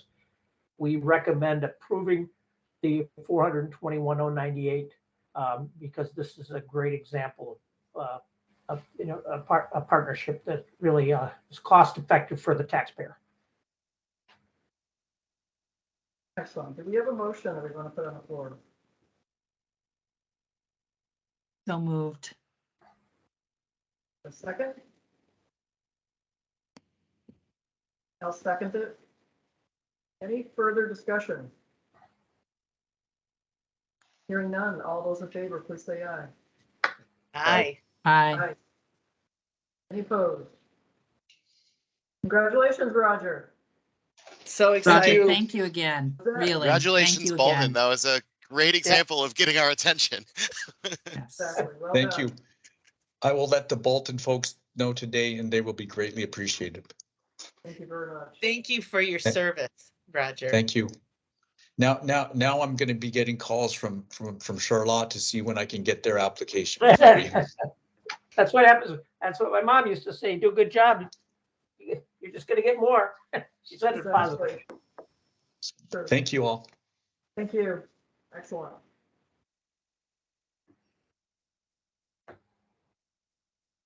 Okay, so Christine, we are now on to staff updates. Right. I just wanted to give you an update on the budget process through the legislature. It seems we're on track. We've got, so I would say we expect, in the next couple of weeks for it to be finalized and no real surprises. So with that, I'm going to recommend, we proposed a budget to the board. We can finalize on that budget. There might be some minor changes that are in our funding, but overall it's pretty much intact. So I'm very, very pleased with the process that's happening in the legislature. We're watching carefully because there could be last minute changes. So we've got Stan watching this like a hawk. So all of us are watching. So, thank you, Chickens. Stan. Don't count them. Yeah, don't Watch count them. Right? Yeah, Guard exactly. them. So far, so good. Put it that way. I attended the fiber broadband conference with Will Anderson last week, and we met with vendors. And I'm feeling better, much better. Again, get to be very careful in terms of material supply. I think we have a good plan in place. So I wouldn't say rest easy, but it appears like we have a way to get the materials we need. Also visited a couple different vendors there's some nice work management software out there that we can, we've talked about having this process be really smooth for the CUDs. The idea of having those construction partners use work management software that integrates with our GIS system so that reporting can be done with a minimal amount of work from the CUDs. I don't know how realistic minimal amount is, but we're certainly going to use these softwares to simplify. So I'll be working with Alyssa over the next couple of weeks, as well as Stone Environmental, to take a look at some of these software packages and make recommendations to the CUDs. And I'll turn it over to Stan to talk about legislative and legal. Hi there. We testified on Friday in front of the Senate Finance Committee regarding what we thought were some minor changes to Act 71 regarding receivership. And the committee had some questions.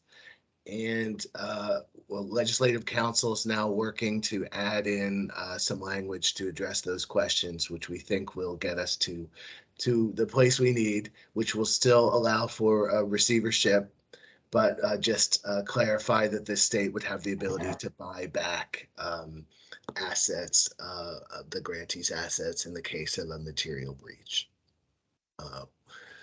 So we'll be watching that closely, and hopefully that will get across the finish line soon. As Christine mentioned, we're also watching the budget bills 738 and 740, 739 and 740 closely.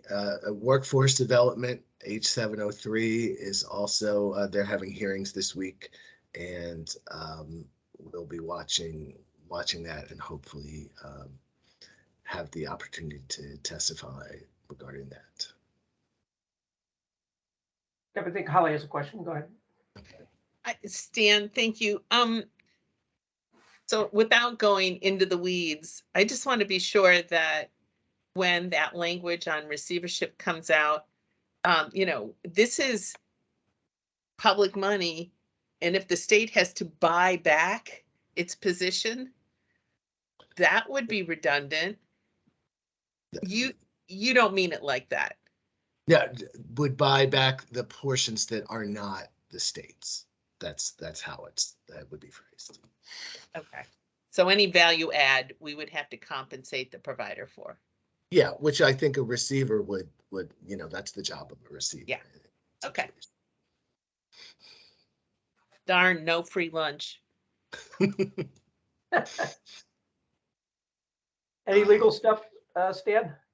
Yeah, we're working on some policies, the material default policy, which we want to wait until this language gets finalized to look into, and some other policies which we hope to present to the board shortly in the next meeting, either next or the one after that. Great. And now I'll turn it over to Rob to talk about the grant programs. One question before we go to Rob. Christina, one of your weekly updates, Stan had an update about Senate Appropriations is considering amendment to use 2.8 million for the connectivity initiative to backfill E911. Do you have an update on that, Stan? Oh, yes, the E911 bill did not, the money that was possibly going to be moved was not touched. So Okay. that will still remain with the VCBB. All right, that's good. Thank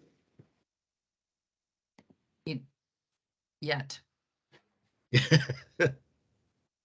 And as Laura said, it's important that you continue to watch closely. Will do. Yeah, we're sitting on pins and needles, believe me. Go ahead, Rob. Crazy next couple weeks. Hi, everybody. Just a few quick updates. First, I want to congratulate Otter Creek on Shrewsbury becoming the latest town to join a communication union district. So that's one update there. There might be a few additional towns in the next few weeks. I want to update on the materials, the pre-purchase of materials.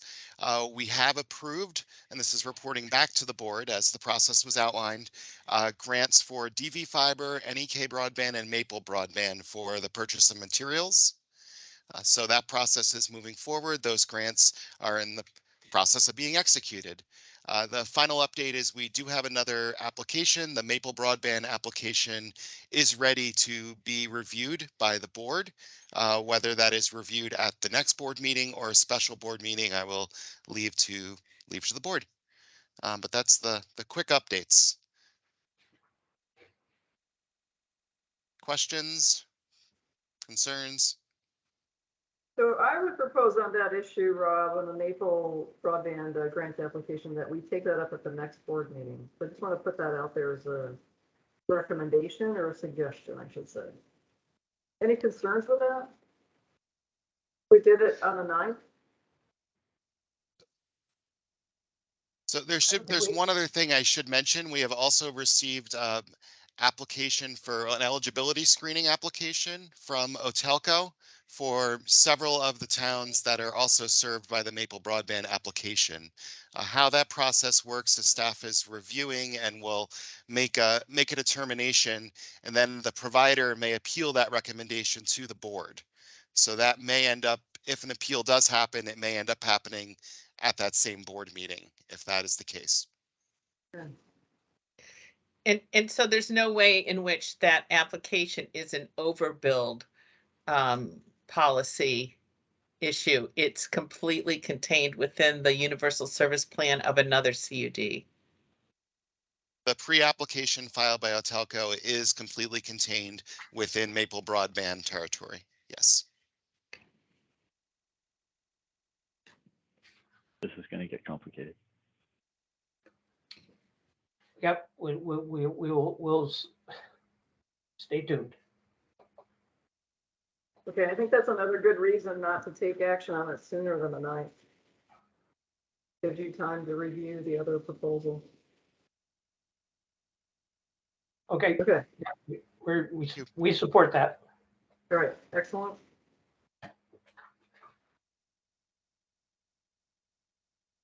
I think that's all we have for updates at this point. All right, just looking quickly.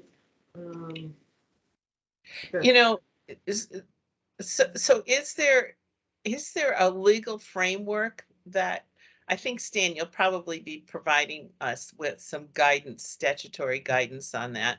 But I'm recognizing that this review of this provider is for towns that have suggested they're members of one CUD, but they're also supporting the application of another provider.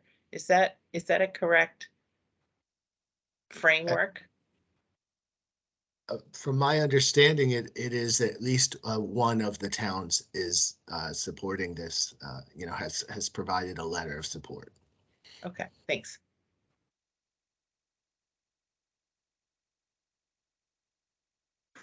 Okay, so that brings us to item 7 on the agenda, which is the CUDA update.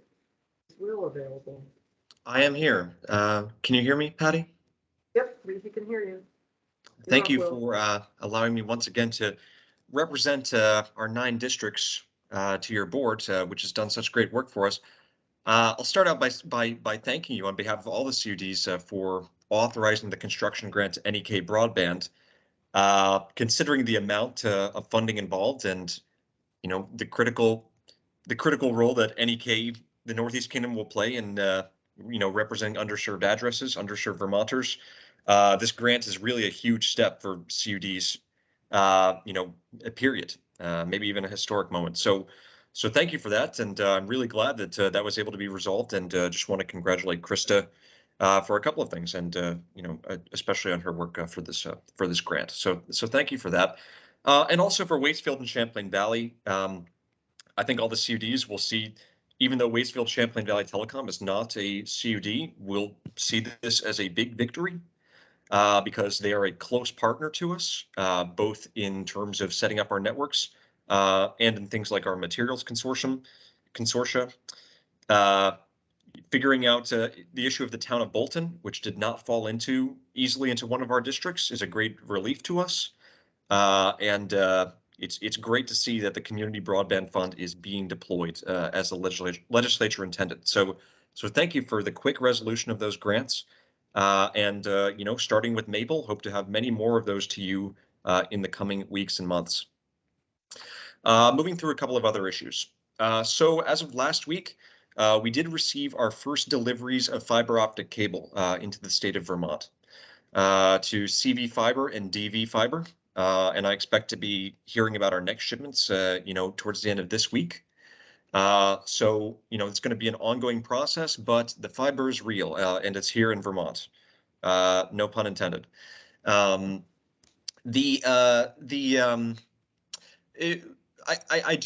would like to continue to urge, Rob and others to continue their good work on speeding along the materials grants process. However, I will note that NRTC is not going to be as quick to invoice us here at the association as expected. So that, there may be a little bit more leeway there in terms of us not having to draw down on our letters of credit. So I just wanted to lower the alarm bells with that, but still, the quicker we can move that materials grant process along, the less room there is for error. And we really would like to avoid having to draw down on those letters of credit. So, we've got the materials grant in place. I'd hope that, we can coordinate so that there isn't any friction there that results in us having to draw down. But as I mentioned, we've actually yet to receive invoicing for either of those. So we do have a little bit more leeway than expected. The fiber appears to all be in good shape. There was one question about one reel that was missing the protective wrapping. But other than that, everything seems to be going according to plan in terms of our fiber delivery. With a note on other materials, as Christine mentioned, we are making some real progress on the question of finding material suppliers for the hardware that we need to build our networks. I won't get into the details of that too much, but I just want the board to know that we made some really good leads in Providence, and we're making some really good moves, I think, in trying to get this along. And I'm hoping to have some hard news on deals that we can make as a CUD association with some key suppliers. This isn't to say that lead times are not still an issue. This isn't to say there aren't going to be items that are very hard to find, and have the potential to cause problems to our schedule. So this should certainly still be something that's on the board's mind. But we are making headway with this, and having solidarity across the state and having the support of Christine, for example, lead me to believe that we may be able to find a solution to part of this challenge. Which of course means that along with the fact that we look pretty good in the budget department in the state legislature, that Krista is correct that labor will be the real problem for us, and potentially the one that we have the least control over our own destiny for. So encourage the work that Krista and Christine have done, for example, in workforce development, has been really great so far. And again, I would just encourage the board to keep that in mind as one of the major challenges that's confronting our districts right now. It's made even more difficult, as Krista alluded to, that it's not really a problem that's facing us right now, because we don't need to hire teams of workers right now. But when we do, the scale of the construction that we want to do is going to mean that those workers are not going to be there when we want to hire them. So that is a problem that is going to be quite serious on the horizon. On the legislative front, I have to say, Christine and Stan, I really thought that that your arguments were so clear and thought out on Friday to Senate Finance that I really thought that issue was going to be put to bed with the receivership, but my hopes were dashed. So that is something that I'm going to have to continue to follow, and I'm actually am thinking to, once I figure out where that is at, write to something potentially on behalf of the CUDs to try to make clear our situation as much as possible here. But again, your argument from a legal perspective was so sound that I don't really know how much we can improve on that, and I hope that that will be resolved. And also great work on the connectivity fund. That was to be fair, CUDs did pitch in on influencing that situation as well. But thank you again to the VCBB staff for protecting that supply of money. With a quick note on the GIS, we will continue to work to try to coordinate CUDs to go for ArcGIS where possible, to try to streamline the process of getting all our data connected. But overall, I think the system, generally the CUDs are pretty on board with what conversion is necessary at the system that Stone Environmental has in place.